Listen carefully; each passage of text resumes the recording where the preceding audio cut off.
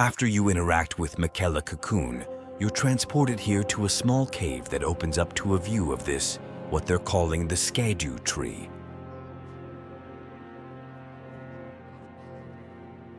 And underneath this is an open plain.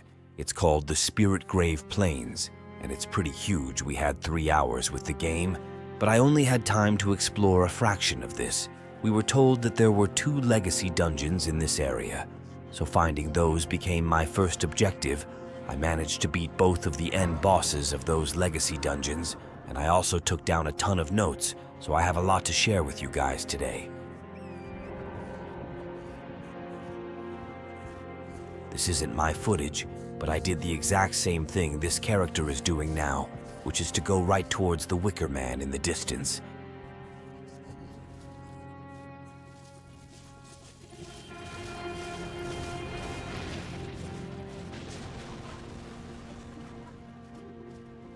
The map of this area says that the entire expanse is marred by the harrowing ravages of war. And this guy is obviously one of the vestiges of that war. We know from previous trailers that these fought on Mesmer's side during his attempt to purge the Land of Shadow.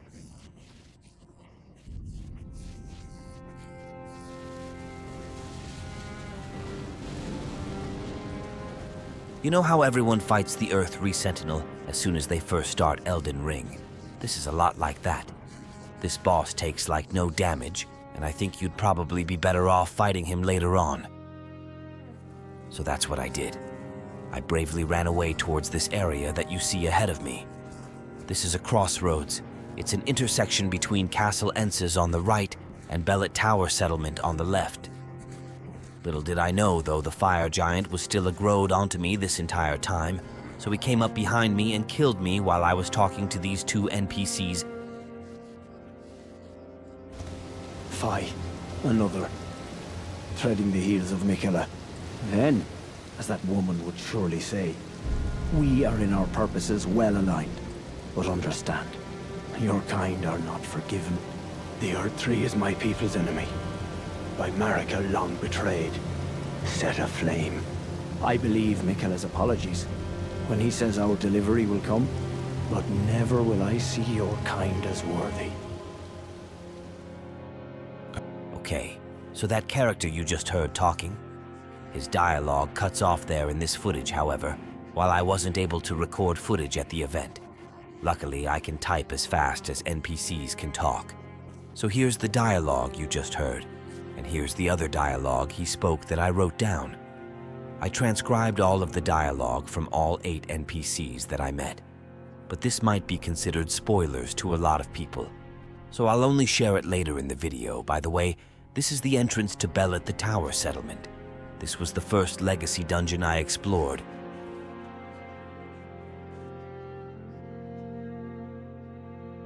And this is where we get to talk about the new weapons. These weapons were a highlight of the DLC. You find so many incredible ones really early on. As a reminder, there are 8 new weapon categories being introduced in the DLC. And here you can see the character has a new throwing weapon equipped and some new magic.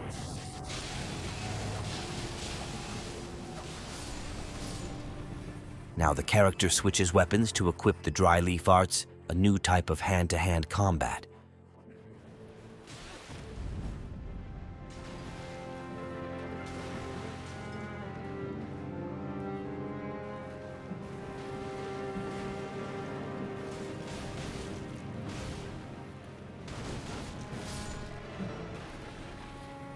So yeah, we're getting 8 new weapon types. But before today, we only knew the names of 5 of these new weapon types. But now all 8 have been revealed. The last 3 weapon types are perfume bottles, light great swords, and beast claws. You're about to see the beast claws.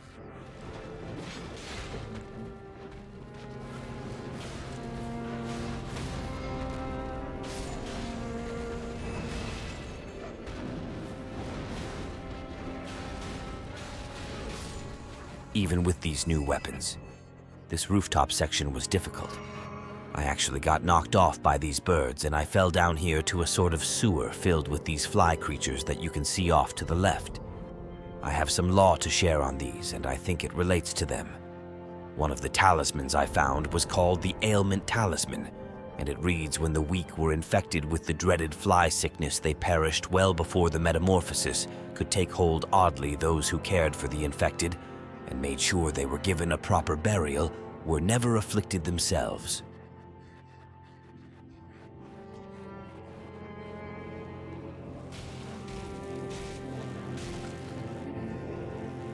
Also, this is where you get to see one of the new perfumer weapons. By the way, again, the place we're exploring is called Bella Tower Settlement from a distance. You can see this enormous tower coming out from the settlement, and clearly the settlement was built around it. So what is this tower? Well, I found an item in this area called the Bone Bow, which imbue arrows with vengeful spirits, and it explains how the tower was once a place for ancient hexing. Arts, maybe that explains why we're fighting so many spirits in this area. But I think this tower is hiding a huge secret, because in front of the tower, I found a note that explains where this tower leads. Apparently it leads to the Gate of Divinity, which I think could explain the very nature of the lands between, as well as everything we saw with America in the previous trailer. So the tower is our objective, but to get there first, we have to defeat the divine beast that guards it.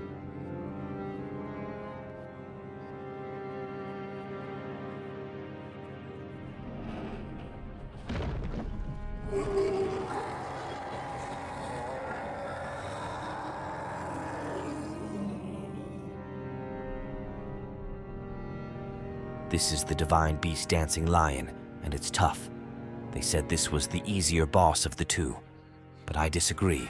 I had a way hard of time with this one, and it took me 3 or 4 attempts to defeat briefly.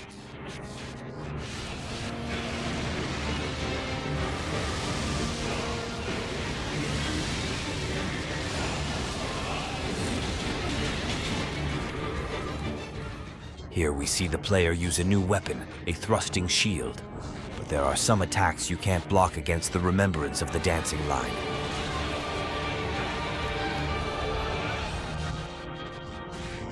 Tells us that when the Impala's army assailed the tower, the ritual of the lion dance was turned towards martial ends, its divinity, its fury, its light-footed beauty, and according to a charm I found.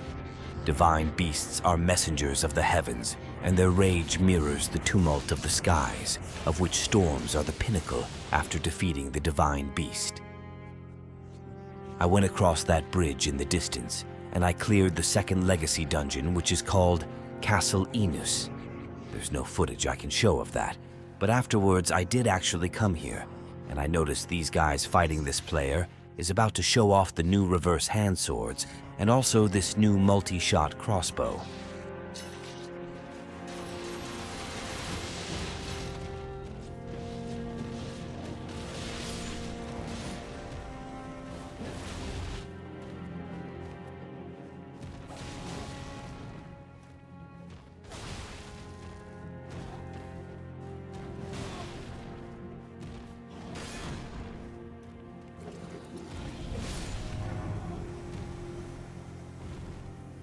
So this player is about to make their way into a nearby dungeon.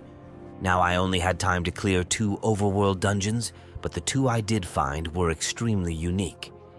You can tell that they put a lot of effort into the dungeon designs that I found, at least, and luckily this player is going into one of the dungeons that I actually found. It's called the Ruined Lava Forge Intake. You might recognize it from a previous trailer. It's this one with the long intake pipe you can use as a bridge. That phantom right there says, by grace, if I ever see another rock, I shall find it of this. I have no doubt the altar of the forge cannot be far. The altar of the forge he's looking for is at the end of the dungeon. It's this thing from this screenshot. Interestingly, there's no boss in this dungeon that I could find, but instead, I looted the anvil hammer, one of the treasures of the ruined forges.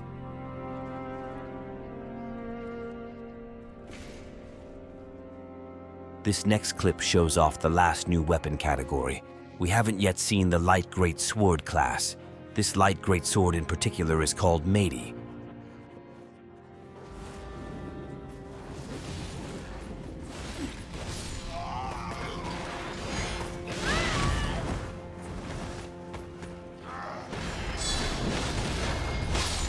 Okay, these new weapons are really something. I guess light great swords, basically. Then are weapons with the length of a great sword, but with an elegant moveset that makes use of how light the weapon is.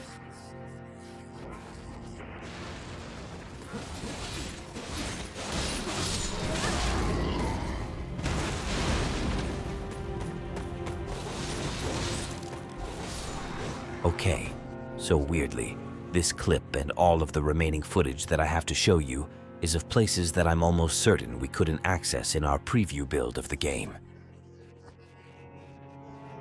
I think these places exist if you progress past the second legacy dungeon in this starting area, but they were watching very carefully to make sure we didn't do that. I don't think we could get to these places, but regardless, this is probably a good point for us to transition into what will be the second part of this video, where from this point on I'm going to go into extreme detail on everything I experienced, even stuff that I can't show. So that means every item description, every NPC I met.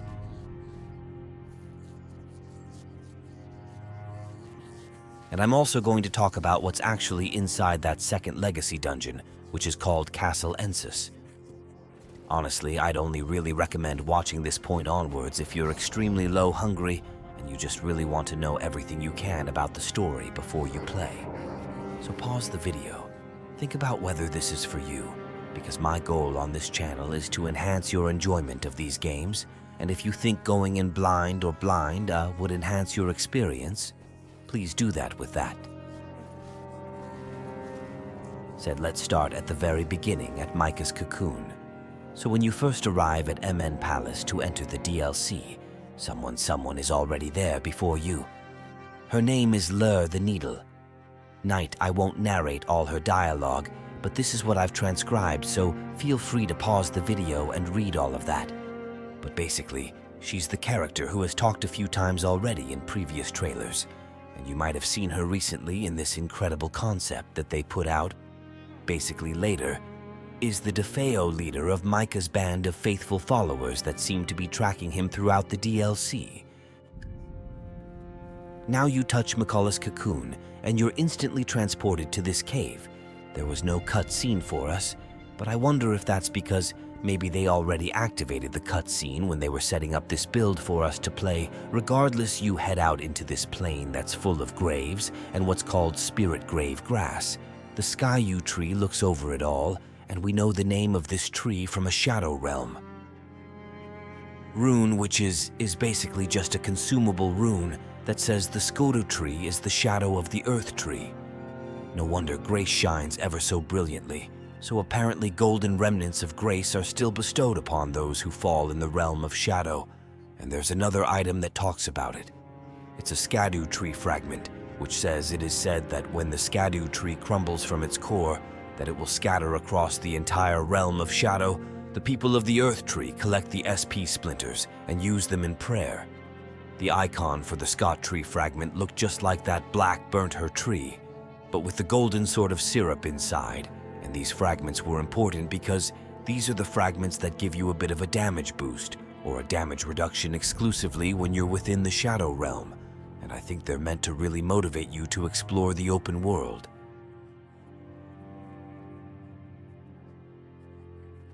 Because I found the vast majority of these in the open world, I didn't find any, I don't think, in a legacy dungeon, so they're really meant to motivate your exploration. Another item that's similar to these that you also hand in at a site of grace are revered. Spirit ashes now. These are an item that when handed in bolster both your summoned spirits and Torrance's ability to deal and negate damage. Obviously, in Torrance's case, it just reduces the damage you take. But again, these have no influence outside the land of shadow, and speaking of summoned spirits. I found 3 in the DLC, and each of them had really good lore associated with them. The ash I used the most were the Finger Creeper ashes. Finally, we get lore on the Finger Creepers. I used this in my Lion Dancer fight. It actually came in really clutch because I was about to die, but then the Finger Creeper used an AoE heal and got me through the fight, and I think that's the fight I ended up winning on the other Spirit Ash that I think was the strongest was called Andreas Black Knight Commander, and here's the description for that one.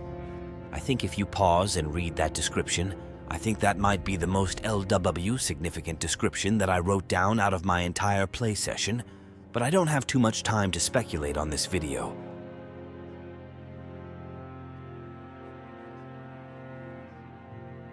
I will just say it's very interesting that it says, Mesma fled from the Erdtree. Did he assault or burn the tree? Maybe the summon is very strong. It uses a lot of FP, and it looks obviously just like the Black Knight commanders that I'm showing in these screenshots. The third and final Spirit Ash I found were the Gravebird. Spirit Ashes now. The Gravebirds are this enemy that you can see in the footage. There were also a lot of them sort of sitting on top of trees to the left here. In this scene, you can't see them, but they were guarding a small mosum here, and inside this mosum, there was a fairly difficult NPC boss that uses the crossbow. He's basically this NPC that we saw in a previous trailer, except in phantom form. He didn't drop the crossbow when I defeated him, but he did drop his great sword and his armor, which describes him as a knight of the solitary jail.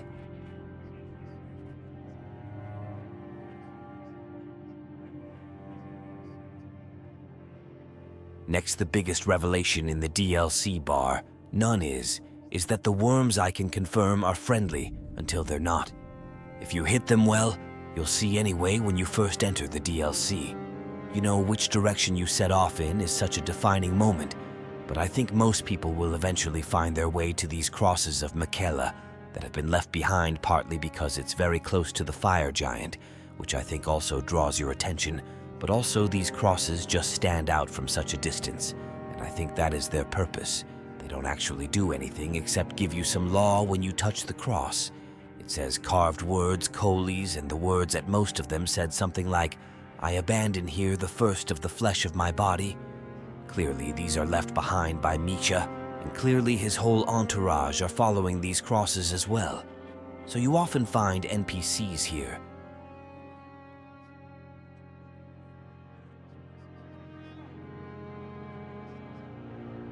This NPC at the back there is named Freya. Basically, she used to be one of Ran's followers, but now she follows Miquella instead, and she recommends that you talk to who she calls her little friend. And if you talk to him, he does give you a map of the cross's whereabouts, which is basically like a little hand-drawn map that tells you about 3 nearby crosses that are, and I quote, Micah's footprints, so that's Freya. But the man you talk to for the map I think is called Horn's Scent, but I'm not sure if that's his name or if Horn's Scent are just a race of beings.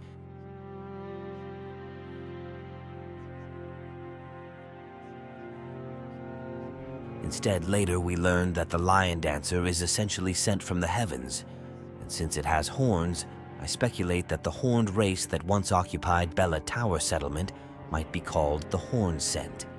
The word is actually referenced as well in some items I found in the tower. These tender items in particular seem to make it clear that the Horn Scent were once a part of this society's upper echelons, but then his people were betrayed by Mar and set aflame. This explains why this Horn Scent man is so upset with us, since we're a Tarnished who has had Marika's Grace of Gold restored to them, and maybe I should have mentioned this earlier.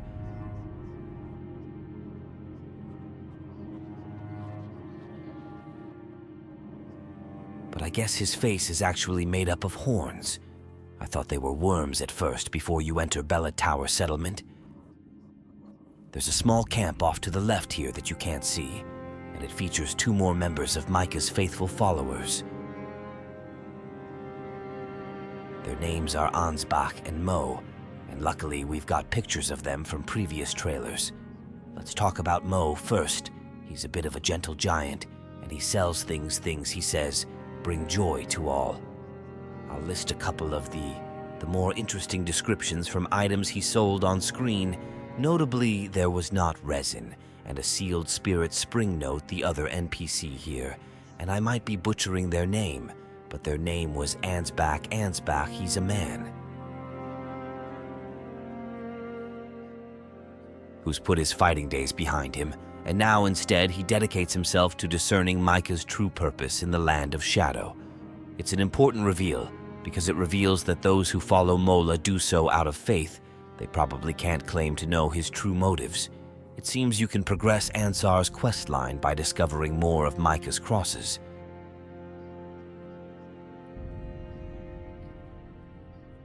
And apparently, there are 6 total in this area.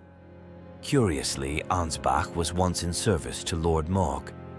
I wonder if he abandoned Morg at some point when he realized what was being done to Miquella, and this brings up another important question, which is that I wonder, is Miquella affected by what Morg has done to his body in the lands between? And we might have a bit of an answer taking shape here, because there's what looks like a sort of plant growing in the land of shadow,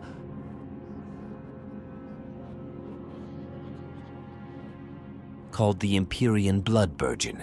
It looks a lot like the sacramental buds that grow in the lands between, and like the sacramental buds, it has a description that seems to relate to Micah's blood, and it reads, Empyrean blood. Burgeon said to burgeon forth from where the golden blood of Mola, the wounded Empyrean, pulled. So another of Mola's titles is the Wounded Empyrean, and I wonder if these wounds came at the hands of Morg anyway. After entering Belat, I looted a black ply inside, which is a butterfly item similar to the other ones in Elden Ring, and where those butterflies are clearly referring to other demigods, this black ply is clearly a reference to Mesma, as seen in the trailers. This tower settlement is the place that was heavily assaulted by Emma's forces. Ash is found piled up all throughout the city, very similar to how it is in Lane Dell. Clearly, this place has been burned before. As you saw in the trailer, I also found some left behind Messier Ree, which is a type of weapon buff, and it explains how fire was a symbol of Emma's crusade.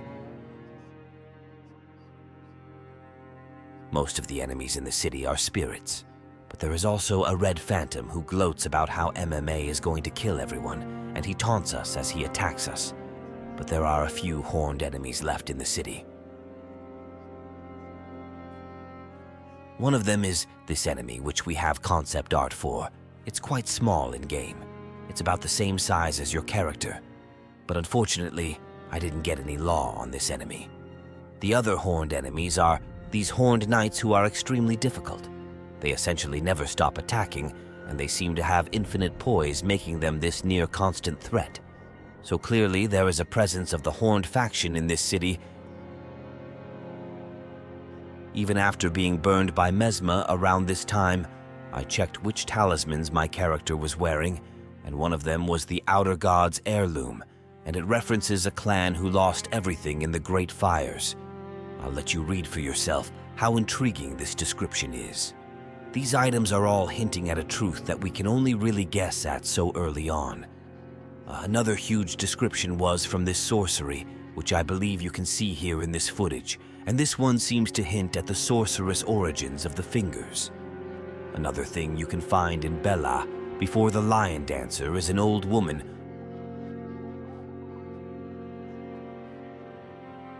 who you eventually realize is a character who is speaking in the lion, Daner cutscene, rousing the lion to life with this impassioned speech.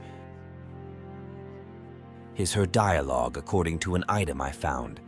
I don't remember its name, but we learn from this item that this old woman is called the Empyrean Grandam. I think Grandam kind of means like a shaman or a grand kind of figure. And she says that she wants to take vengeance upon Mesma and his lot. Now, the old woman doesn't talk to you after you kill the lion. She's basically depressed that you've killed her keeper. However, there is a way to get more dialogue out of her and the guy next to me. Jeremy Ray, a journalist and a friend. He figured it out, and he has the dialogue.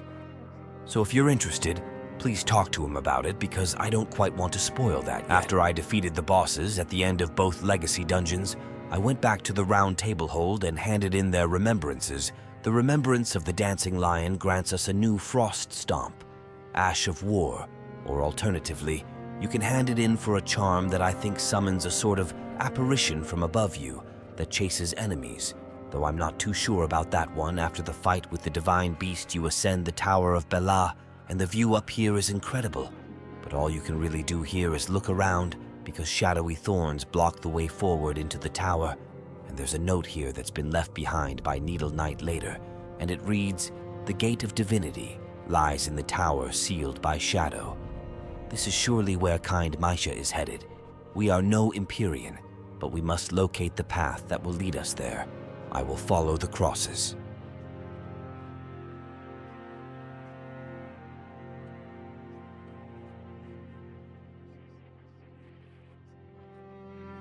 Item description also potentially contains another huge revelation, as it mentions a Gate of Divinity in the same paragraph that also mentions Empyrean. If I had to guess, this might be the Gate of Divinity. That represents an ascent into godhood, and that's where later thinks Misha is headed, because he is an Empyrean looking to become a god. You'd think so, we can't go this way, but obviously the way we have to go is east, and that's the way I went next to Castle, and Zeus, the second legacy dungeon we could experience, for which I have no footage to show you. For this second legacy dungeon, I switched characters, so previously I was playing a sorcerer build that I had respeed into a dex build that could make use of a great katana that I was wielding, and that's what I defeated the divine beast with, however, when I respe as the knight. I found my favorite weapon so far. It's called the Smith Script Hammer. It's a great hammer, but it has throwing attacks. If you do a charged R2, or a jumping R2, or a running R2, you'll spin and just yeet the entire hammer at enemies in the distance, dealing a ton of damage if you actually hit with it. It's incredible, it feels so good.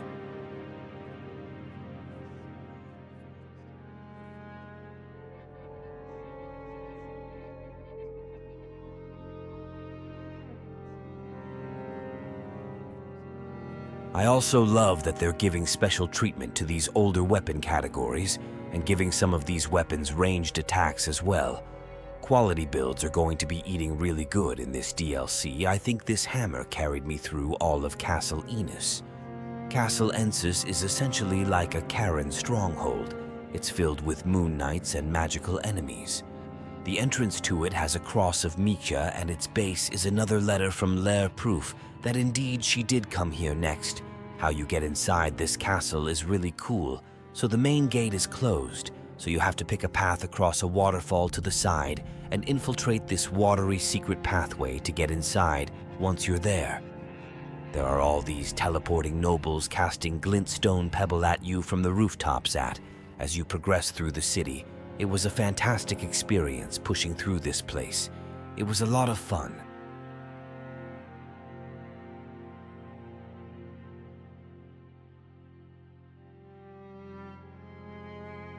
The boss of this legacy dungeon is named, and you're going to think I'm trolling, but her name is Rana, not Renala Ralana. She's the younger sister of Renala, and she renounced her heritage to chase after Mesma. She wields these twined swords. She's a lot like Pontiff Sullivan from Dark Souls. One of her swords is imbued with black fire, and the other one is imbued with magic. I managed to beat her on my second try. The great hammer I was using was op again, and when I handed in her remembrances, you could choose from either her twined swords, or you could get her twin moon sorcery. I love the line of this description that says, "Here and here alone were moon and fire ever together." It's a neat reference to the Sword of Night and Flame, which has links to the Karens as well. So in the end, she stayed in the land of shadow, becoming the Sword of Mesma. All her items are fascinating, and I can't wait to learn more about her law in this area. I also found Rana's cameo, which is a new talisman that increases the damage. Done by stance weapons, any weapon that requires you to enter a stance will have its damage increased. This would be great with the Maidi, obviously, and there's probably a cool build you could do with the Maidi where you make use of its amazing guard counter. And speaking of guard counters, another thing that will make guard counters amazing in Elden Ring is a new crystal tier for your wondrous physic flask. This new crystal tier, if I understand it right, unlocks a perfect block mechanic in Elden Ring, whereby you probably take no stamina the damage if you time your block perfectly with an enemy's attacks. You guys probably know that I'm a huge fan of SCO's par system, and I always thought it was a huge missed opportunity that Elden Ring didn't incorporate this system in some way, but now it seems they are bringing it over with this crystal tier. At least there were 2 other NPCs I met in the DLC. One was named Thier, and he was a really demure man who had an obsession with poison. He sold the deadly poison perfume bottle as well as some other weapons. Besides, the other NPC I met was named Egon, and you could hear him screaming in pain from a great distance. But even then, he was swearing revenge upon some dragon that had wronged him. So I put Egon out of his misery, of course, and as I did, he fought back with some dragon communion spells. This clued me that he might be a dragon communion warrior, and a lot of the items he dropped when I killed him confirmed that had to do it for the law, you guys understand. But the truly fascinating thing is that there's an invader that attacks you just up the path from Egon, and they invade you, but they don't look like a regular human invader, so it looks like we're getting a new humanoid dragon. Form every FromSoftware games got to have one, it seems, as far as the law goes. There's probably only 2 more extremely important things to discuss. I didn't fight this enemy, but I heard from someone else in the room that there was a boss called Godwin's Loyal Knight. This boss gave you its axes upon defeat, which apparently were really cool. They apparently let you teleport around while you're attacking with them, but apparently these axes were called Death Knight's twin axis, which seems to be a pretty big hint that Godwin has knights that serve him after his death, which could imply that the Prince of Death is a force in this world, even now, which is a pretty big revelation. Another thing I heard about is an item called Marika's Blessing. This is an item similar to the Divine Blessing from Dark Souls, which restores all of your HP and P. Apparently, it's an item that has a description that says something like America gave this to Misha to take on his journey. She only made one of them. And this is another big revelation, because Miquella's journey to the Land of Shadow is not something that I thought would be sanctioned by America. It also makes me think about this item description from the base game, where Miquella says he has learned to compel affection. I wonder if he could have learned that from his mother, but I'm getting deep into speculation territory now, and I'm also getting these 2 item descriptions secondhand, so take what I've just said with a grain of salt, but that's pretty much it for me. I'm going to leave you with a list of all the rest of the item descriptions that I transcribed while I was at the event, and if you're in the camp that doesn't care about spoilers, then I hope you get a lot out of these. Of course, if you're a creator who wants to use some of these item descriptions or footage from my video to make some speculation content, of course go for it. Of course, thank you for watching as well, and this will probably be my last DLC video until the game comes out. So I'm looking forward to that, and I'll see you in the next one.